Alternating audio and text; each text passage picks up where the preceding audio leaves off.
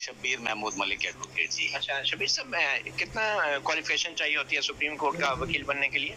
High court के बाद 10 years practice होनी चाहिए हाई कोर्ट की जी। हाई कोर्ट की 10 ईयर। अच्छा, कोई 7 साल कह रहा है, कोई 10 ईयर कह रहा है, कोई 15 साल कह रहा है। पहले 10 साल थी, अब कम कर दी गई है, अब 7 इयर्स। और इसके अलावा क्या होता है?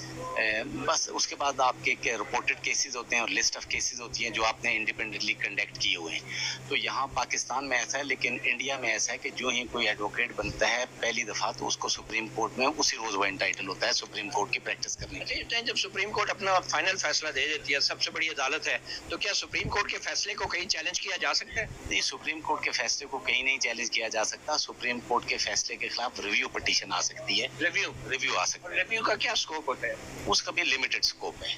क्या उसका कंडीशन क्या है? वो तो खैर बहुत लंबा केस ला है, उस पर बहुत लिमिटेड स्कोप है। अमूमन वो जो जजमेंट होती है मेन, वो रिव्यू में अपसेट नहीं होती। अच्छा, ये बेंच बनाने का अख्तियार जो है ये किस कानून के तहत होता है और किसके पास होता है? ये सुप्रीम कोर्ट के रूल्स हैं उनके तहत होता है। सुप्रीम कोर्ट के अपने रूल्स होते हैं, उनके तहत। कौन बनाता है bench? Chief justice of Pakistan के पास इख्तियार होता है। ये स्वाबदीदी अख्तियार? जी, स्वाबदीदी इख्तियार आता है। हाई कोर्ट में chief justice Lahore high court के पास और सुप्रीम कोर्ट में सुप्रीम कोर्ट के चीफ जस्टिस के पास इख्तियार होता है। आपने सुना और बहुत सारे वकला